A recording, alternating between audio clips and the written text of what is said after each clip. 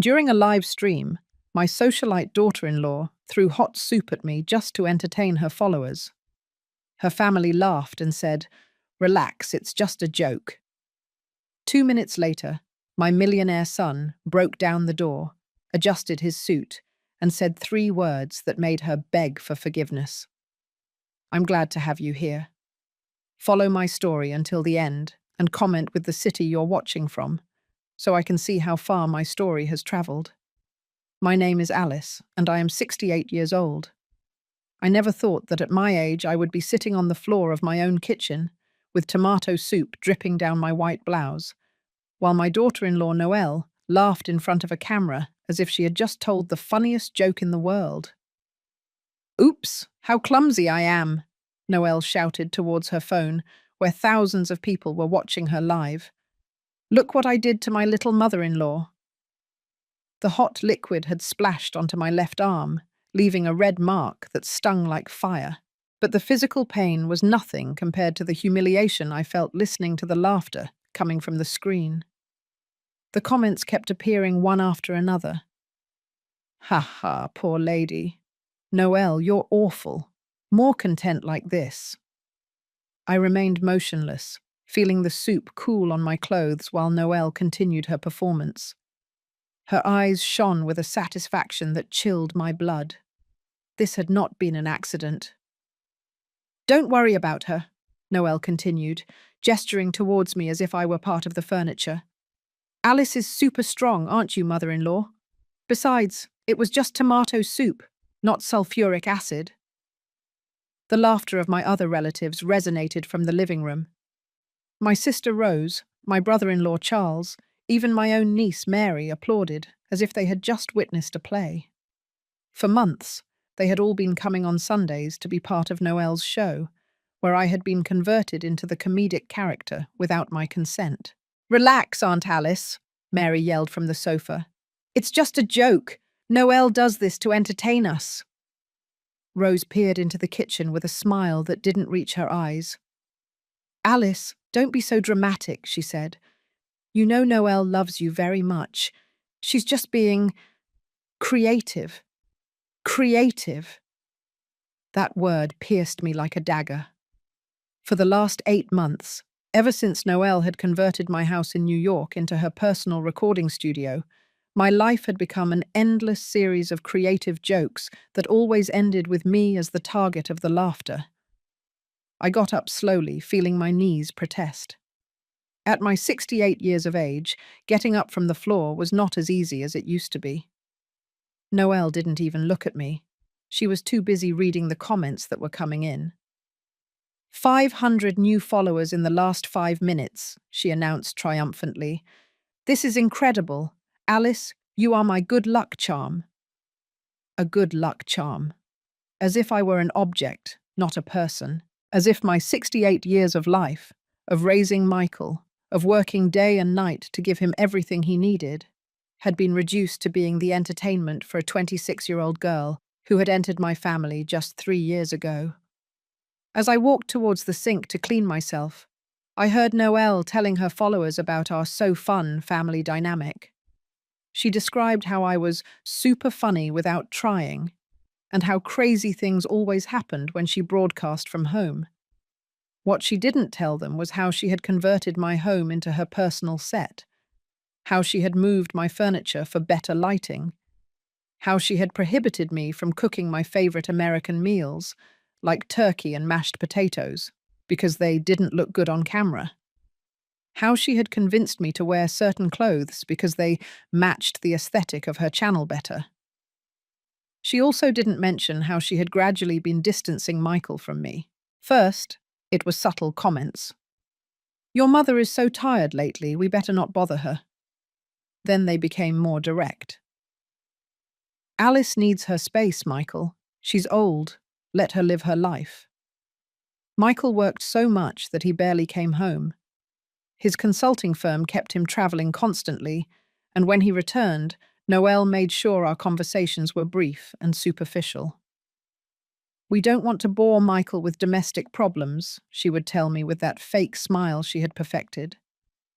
But what hurt the most was the silence. my own silence. I had raised Michael to be respectful of women, to value family, to protect those he loved.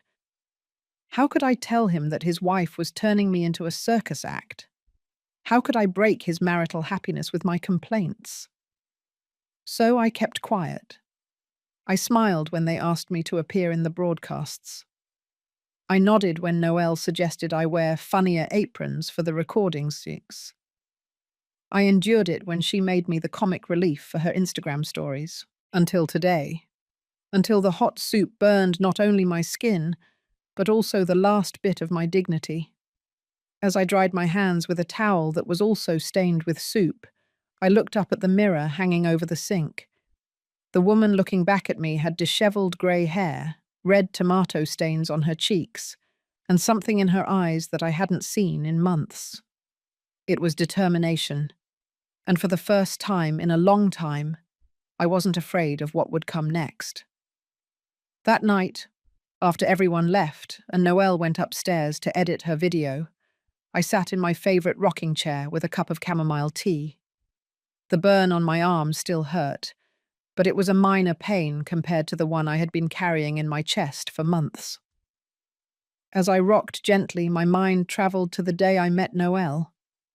Michael had come home beaming, with that smile I hadn't seen on him since he was a child.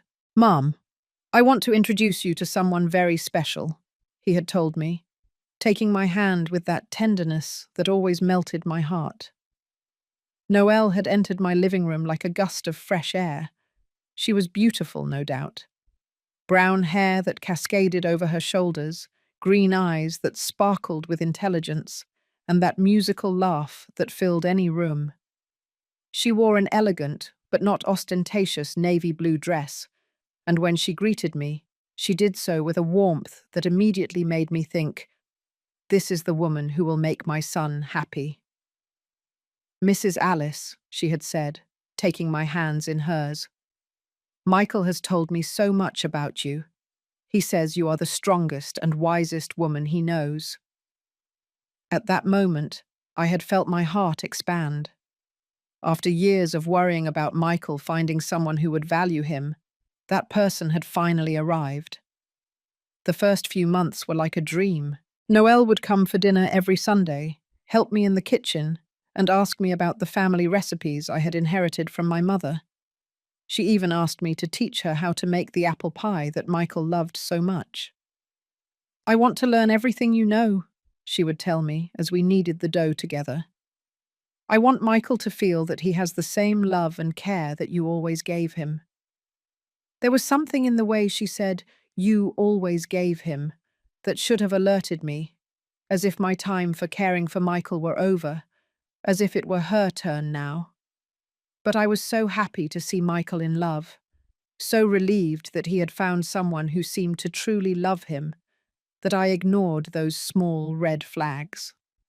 The first time Noelle suggested changing something in my house was 6 months after the wedding. Michael and she had temporarily moved in with me while they looked for their own place. But every week there was a new excuse. The apartment they liked was already rented. Prices had gone up. They needed more time to save.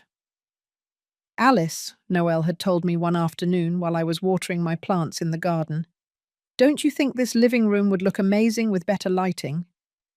I've been watching some decorating shows, and I think we could work wonders here." At first, it seemed innocent.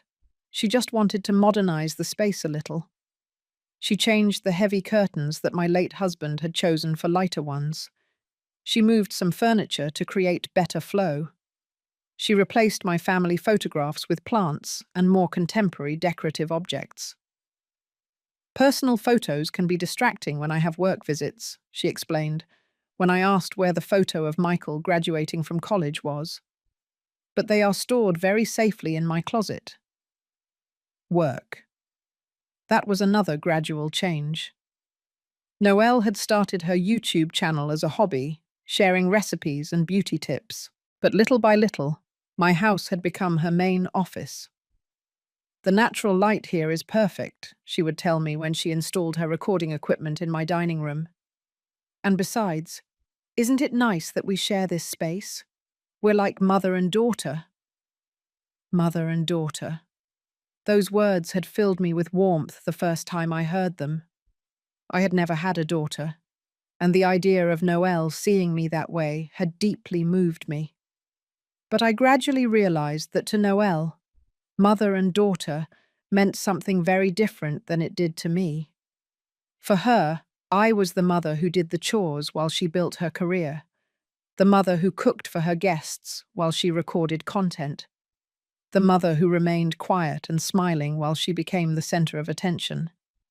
The most subtle but devastating change had been how she began to manage my relationship with Michael. At first, there were small interruptions. If Michael and I were talking, she would appear with some urgency. If he called me on the phone, she would take the receiver to greet him too and end up monopolizing the conversation. "Your mother looks so tired lately," I heard her tell Michael one night. "Maybe you should let her rest more instead of bothering her with work problems." Work problems. That was what she had begun to call our conversations, as if my interest in my son's life were a burden to him.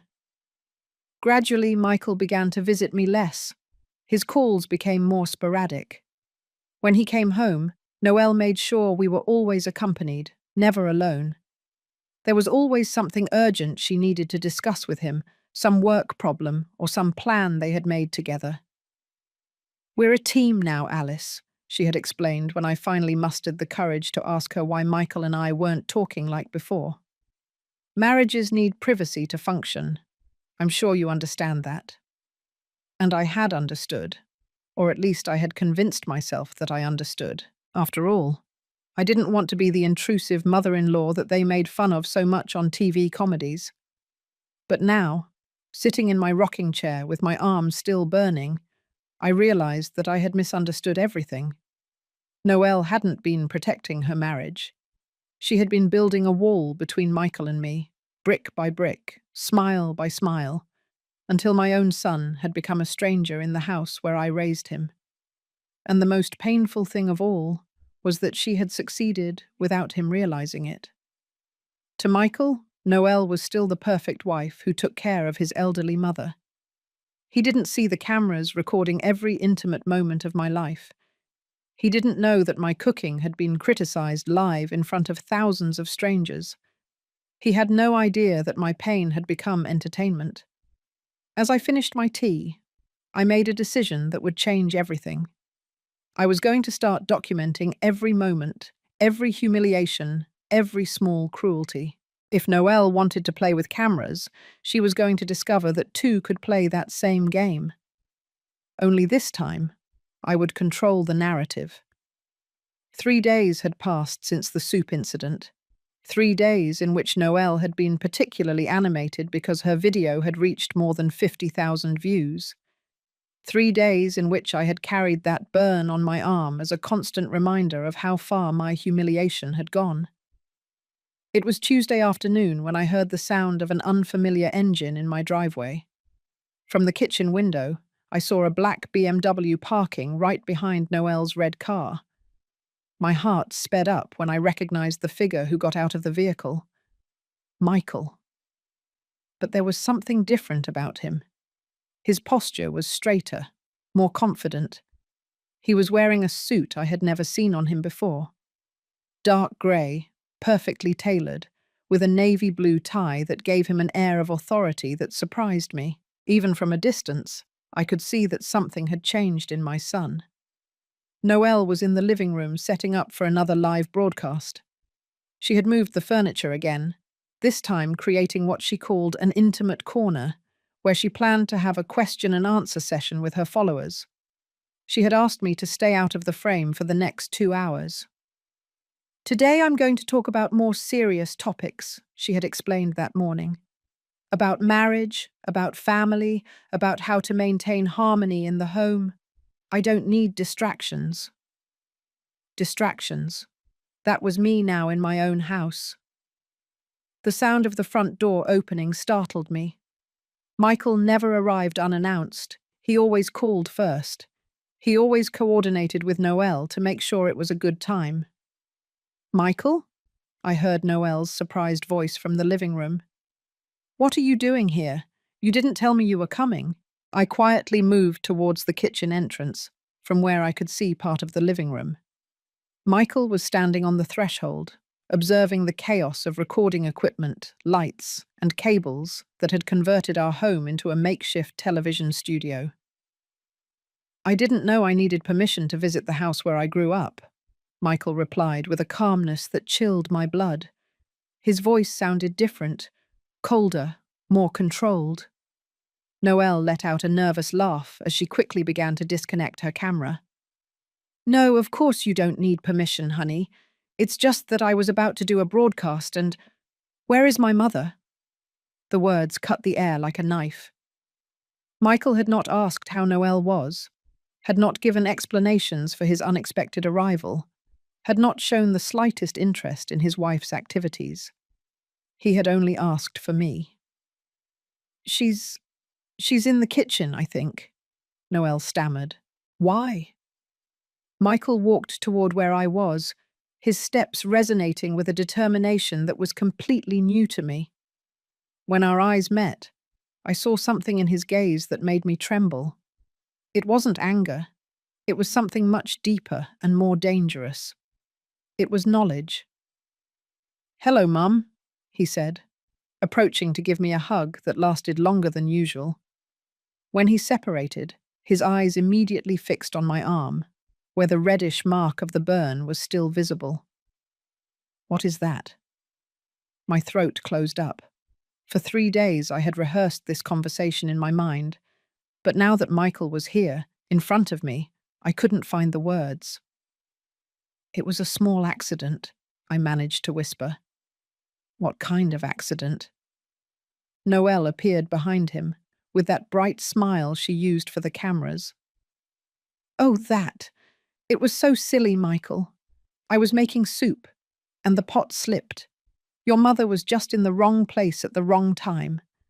But you know how she is, so strong that she didn't even complain. Michael kept his eyes fixed on me while Noelle spoke.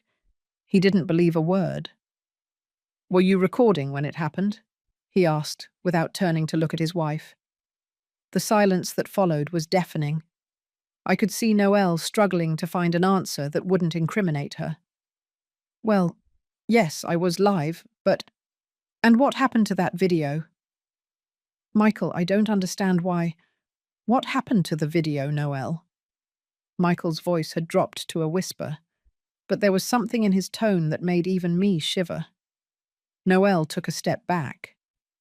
It's on my channel, but Michael, you have to understand the context. My followers know it's funny family content. Nobody takes it seriously. Michael took his phone out of the inner pocket of his jacket.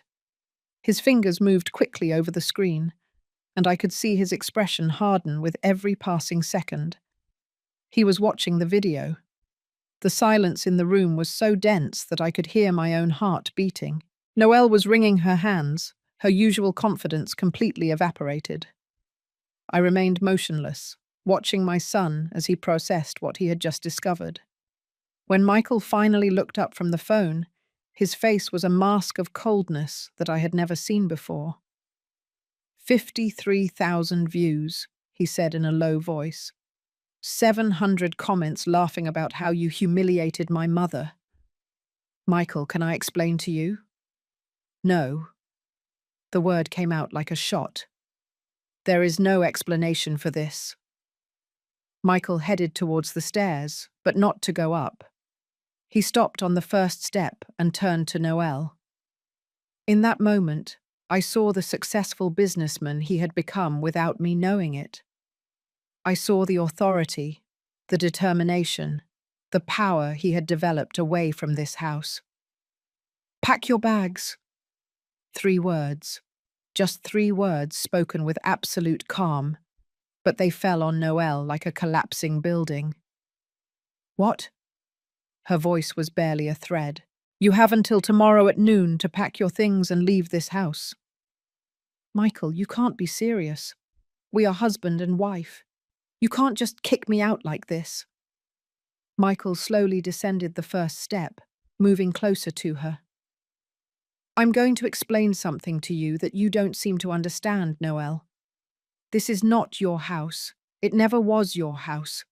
This is my mother's house, where she raised me, where she deserves to live the rest of her days in peace and dignity. But we, there is no we after what you've done. Noel turned to me, desperate. Alice, tell him something. Tell him this is a misunderstanding. For the first time in months, all eyes were on me, waiting for me to speak. Michael, with his eyes full of fierce determination. Noelle, with her transparent desperation.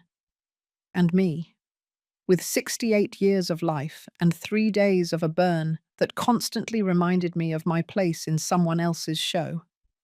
I took a deep breath and found my voice. No, I said simply. I am not going to lie anymore. Noelle's eyes filled with tears, but they were no longer the calculated tears she used for her videos. These were real, born of the panic of losing everything she had built on my silence. Michael nodded, satisfied with my answer. Then he turned back to Noelle. Tomorrow at noon, he repeated. And Noelle, if you ever mention my mother's name on your social media again, if you ever try to contact her or approach this house, you will discover exactly how far my patience can go. He hadn't shouted. He hadn't lost control. But the implicit threat in his words was more terrifying than any explosion of anger. Noelle ran up the stairs, and the sound of her bedroom door slamming shut echoed throughout the house. Michael turned to me, and for the first time in years, I saw my boy in his eyes. But I also saw the man he had become, the man who had learned to protect what he loved. Mum, he said softly, we have a lot to talk about.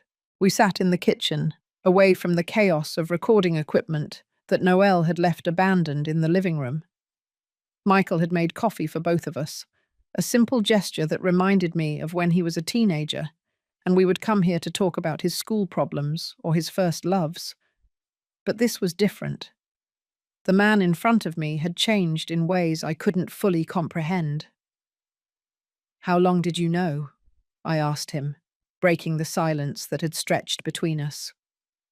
Michael took a sip of his coffee before answering. 2.5 months. I felt as if I had been punched in the stomach. 2.5 months? And you didn't say anything? I needed to be sure. I needed evidence. He took out his phone and slid it across the table toward me. Look. On the screen was a folder full of screenshots, downloaded videos, and documents that I didn't understand. What is all this? Every video where you appear, every cruel comment about you, every time Noelle used you to generate content. His voice was firm, but I could detect the pain behind it. A friend of mine sent me the first video 2 months ago. She thought I knew what was going on. A friend? Sandra Martin. Do you remember her? She worked at my first company. Now she has her own digital marketing agency. Michael paused, running a hand through his hair in a gesture I recognized from when he was a nervous child. She sent me a message asking if I knew that my wife had a channel where she made fun of my mother. The words hit me like stones. She made fun of me? Michael took the phone and began showing me videos I had never seen. They weren't the live broadcasts where I appeared directly. These were videos Noelle recorded afterward, analyzing the funny moments with my participation. Look at this, Noelle was saying in one of the videos, pausing right at the moment where I stumbled while serving dinner. My mother-in-law is so sweet. She always does these little things that make me laugh so much. In another video, Noelle had compiled what she called Alice's best moments of the week. It was a collection of moments where I looked confused, clumsy, or simply tired. Each clip was accompanied by comic music and comments from Noelle that, although they sounded affectionate on the surface, clearly presented me as a ridiculous figure. She has more than 30 videos like that, Michael told me softly, some with hundreds of thousands of views. I felt nauseous. And the people? What are people saying? Michael hesitated before answering. Some comments are cruel. Others are condescending, as if you were a funny pet. Very few defending you.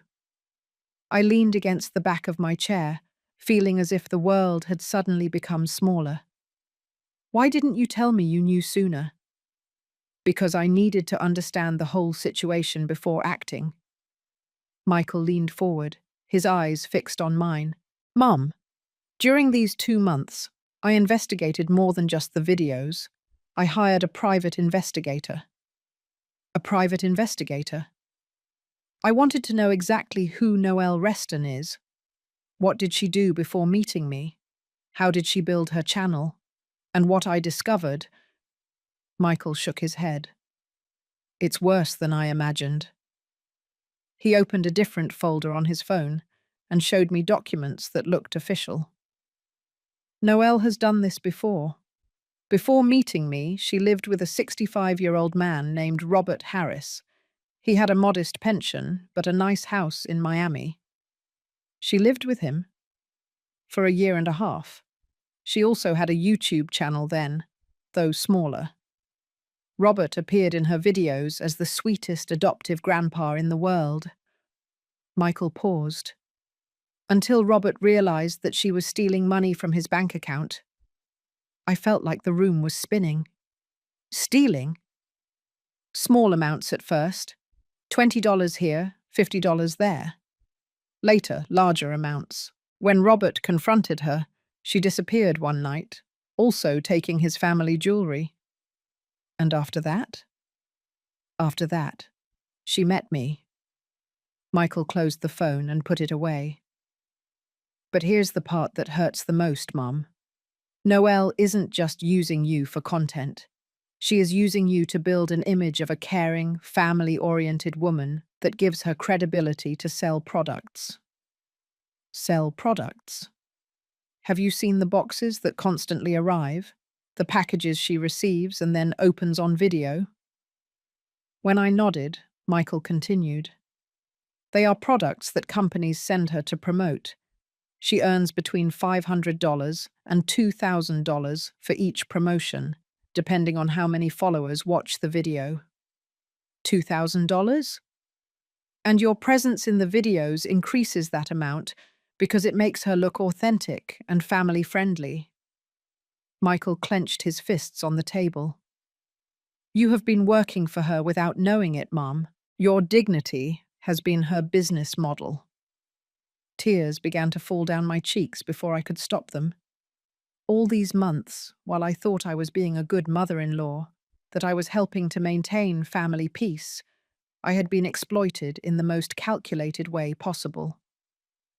There's more, Michael said gently. The investigator also discovered that Noelle has been telling people that you have memory problems, which is why you sometimes look confused in the videos. Memory problems? Yes, to explain why you sometimes seem lost or disoriented. What she doesn't mention is that she keeps you up very late cleaning up after her recordings, or that she often doesn't allow you to eat until she finishes filming because the kitchen sounds ruin the audio. I remembered all those nights where I had fallen exhausted into my bed, and all those afternoons where I had waited hours to have lunch because Noelle was recording. I had thought I was being considerate of her work. In reality, I was being conditioned for her convenience. Michael, I said in a trembling voice, how could I be so blind? My son got up from his chair and came to hug me. Because you are a good person who wanted to believe the best about someone I loved. Because she systematically manipulated you for months, and because I wasn't here to protect you. Why weren't you here? Michael pulled away a little to look me in the eyes. Because my job wasn't what you thought it was, Mum. What do you mean? For the last 3 years, I haven't been working for a consulting firm. I have been building my own company. Michael took a deep breath. A financial technology company that I just sold for $85 million. The world stopped. 85 million? The deal closed last week. That's why I haven't been coming home so much. Not because I didn't want to see you, but because I was working day and night to secure our future. Michael took my hands. Our future, Mum. Yours and mine. Noelle knows. Noelle doesn't know anything. And she's not going to know anything. Michael's voice hardened. Because Noelle is no longer part of our lives. Upstairs, we could hear Noelle moving around the room, probably packing.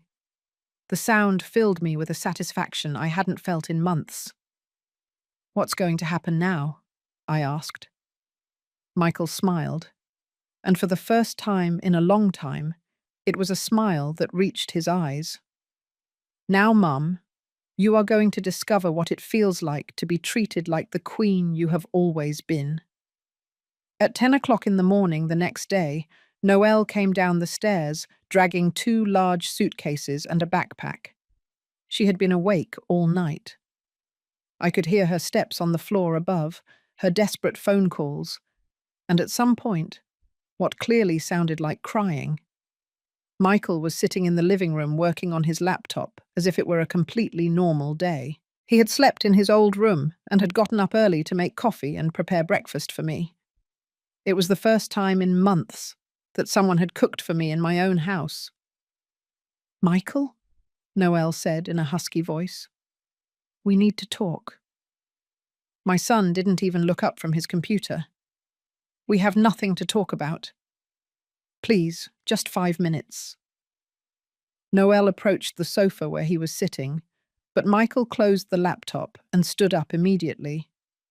Your time ran out 5 minutes ago, he said, checking his watch. It was 12 o'clock in the afternoon, not 12 o'clock and 5 minutes. Michael, please, you have to understand. Noelle turned to me, who was observing from the kitchen doorway. Alice, tell him something. Tell him we can fix this.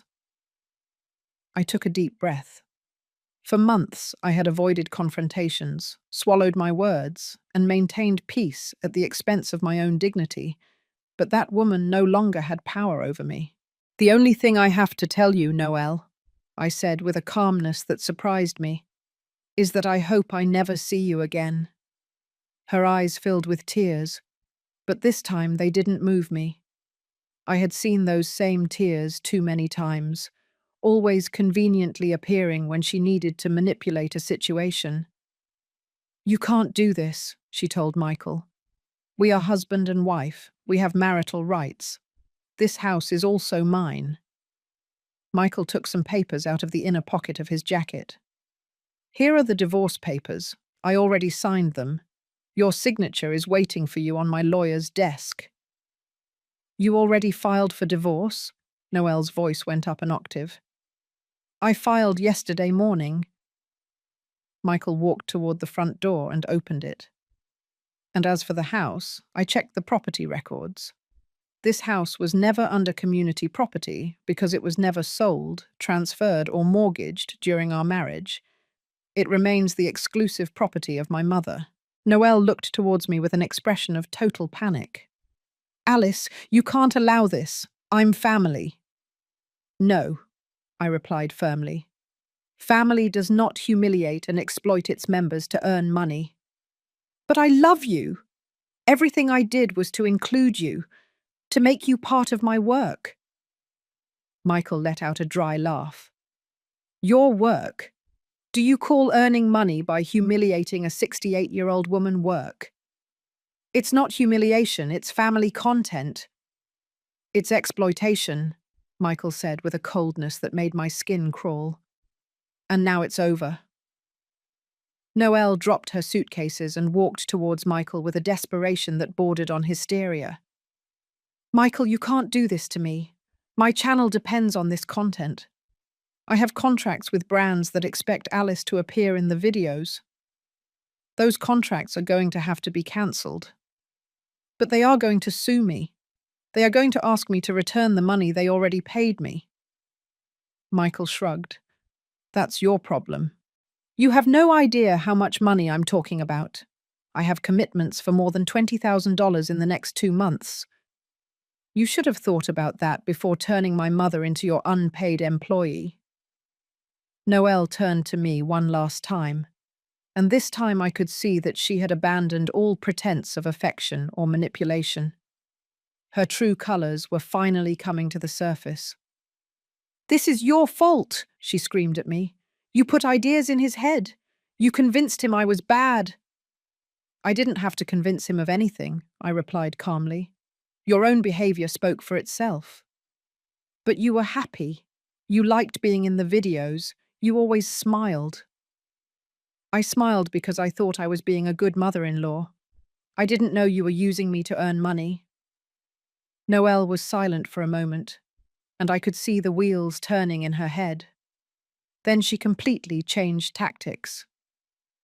"Michael," she said with a suddenly sweet voice, "I know you're upset, but you can't throw 3 years of marriage away like this. We can go to marriage counseling. I can change my content. I can—" "No." Michael approached her until he was barely a few inches away. "Do you know what hurt me the most when I saw those videos? It wasn't just that you were humiliating my mother. It was realizing that you never loved me." "That's not true." "If you had loved me, you would have loved the woman who raised me. If you had loved me, you would have respected what is important to me. If you had loved me, you never would have been capable of hurting the person who matters most to me in this world." Noelle's tears were real now, but it was too late. Michael continued. "Instead, you saw an opportunity. You saw an older, gentle woman who wouldn't fight back, and you decided to turn her into your product. That's not love, Noelle. That's sociopathy." "Please," Noelle whispered, "give me a chance to fix this." "You already had your chance. You had it every day for the last 8 months, and every day you chose to humiliate my mother a little more." Michael picked up Noelle's suitcases and placed them outside on the porch. "You have 5 minutes to grab what you need and leave. If you are not off this property in 5 minutes, I'm calling the police." "The police? Michael, you can't be serious." 4 minutes and 50 seconds. Noelle looked at me one last time, and in her eyes, I saw something that surprised me. Pure hatred. Not regret, not sadness for what she had lost, but resentment towards me for ruining her business. "This won't be the end of it," she told me. "I'm going to tell my side of the story. I'm going to tell everyone how I was treated." Michael smiled, but it wasn't a pleasant smile. "Go ahead. Tell your version. In the meantime, I'm going to upload all the videos I downloaded from your channel to a public folder where anyone can see them, with timestamps and your followers' comments included." The color drained from Noelle's face. "I'm also going to share the private investigator's reports about your history with Robert Harris in Miami, including the photographs of the jewelry you stole from him." "No, you can't do that." "I can and I will if you try to damage my mother's reputation in any way." Michael checked his watch again. 3 minutes. Noelle ran toward the stairs, but Michael stopped her. "What you need is in these suitcases. You are not going back up to my house." "But my recording equipment—" "You can pick it up on Saturday between 2 o'clock and 4 o'clock in the afternoon. I will be present during the entire collection." Noelle grabbed her suitcases from the porch and headed towards her car. Before getting in, she turned one last time. "I hope you're happy together," she screamed. "A 30-year-old son who needs to live with his mummy and an old woman who can't live without attention." Michael didn't even blink. 1 minute and 30 seconds. And Noelle got into her car and started the engine with such force that the tires screeched against the pavement. We watched her drive away down the street until she completely disappeared from our sight. Michael closed the front door and turned to me with a smile I hadn't seen in years. "Welcome back to your own home, Mum." For the first time in 8 months, the silence in my home was perfect. 6 months later, I am sitting in my backyard, enjoying my morning coffee. The sun filters through the leaves of the oak tree I planted when Michael was little, creating patterns of light that dance on the pages of the book I am reading. It is a luxury I had forgotten. Reading for pleasure, without worrying about whether someone is recording me or whether my expression looks interesting enough for a camera. The house is silent, but it is a beautiful silence. There is no buzzing recording equipment. There are no artificial lights shining. There are no fake voices talking to an invisible audience. It is just my home as it was before, as it should always have been. Michael moved back in with me 2 weeks after the divorce. At first, I protested, telling him that he didn't need to sacrifice his independence for me, but he explained that he wanted to be here, that he had missed our late-night conversations and our shared breakfasts. Plus, he had told me with that mischievous smile he kept from when he was a child. Now that I have $85 million, I can work from anywhere I want, and where better than in the house where I was happiest? With that money, Michael had transformed the basement into a modern office from where he managed his new investments. He had also renovated my bathroom, installing a jacuzzi tub for my aching joints, and had modernized the kitchen with appliances that made me feel like a professional chef. But the most important thing that had changed was my sense of dignity. Noelle had tried to fulfill her threat to tell her side of the story. A week after leaving, she had uploaded a tearful video to her channel talking about toxic families and manipulative mothers-in-law who couldn't accept that their children grew up. Michael had kept his promise. Within hours, he had published a compilation of all the videos where I appeared, along with screenshots of the cruelest comments and a summary of the private investigator's report on Noelle's past. The reaction was immediate and devastating for her. Her own followers began to criticize her, many saying that they had started following her channel precisely because they liked how she treated her adorable mother-in-law. Discovering that this family dynamic had been false and exploitative made them feel cheated. She lost more than 40,000 followers in a week. Her advertising contracts were cancelled. 3 brands asked her to return the money they had already paid her for future promotions that she could no longer fulfill. The video where she tried to defend herself received more dislikes than likes, and the comments were full of people sharing their own experiences with abusive family members. Many said that seeing my situation had helped them recognize similar patterns in their own lives. Eventually, Noelle deleted her channel completely. Michael had hired an investigator to follow her for the first few weeks after the divorce, not to harass her, but to ensure that she did not try to return or cause problems. We discovered that she had moved back to Miami, where she was apparently living with her sister and working in a beauty salon. "She is where she belongs," Michael had said when we received the last report. "Away from us and without a platform to hurt more people." What had surprised me most in these months was rediscovering who I was without the constant pressure of being recorded and judged. I had returned to cooking my favorite recipes without worrying about whether they looked photogenic. I had started painting watercolors, something I hadn't done since Michael was little. I had started reading the books I had wanted to read for years but had never had time to enjoy. I had also recovered my relationships. My sister Rose had come to visit me 3 weeks after Noelle left. At first, it was an awkward conversation.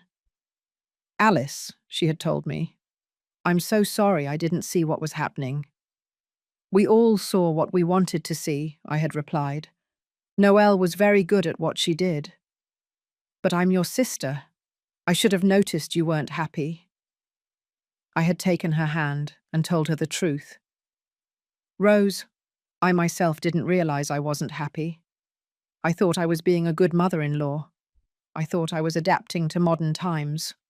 Now Rose comes to visit me every Friday, not to be part of any show, but to talk as sisters, as friends, as the women we were before our lives became complicated with cameras and audiences. Michael and I had developed new routines that filled me with happiness. Every morning we had breakfast together while he told me about his work projects, and I talked to him about my books or my paintings. On Sundays, we cooked together, preparing elaborate meals that we enjoyed without rush, without interruptions, without anyone documenting every moment.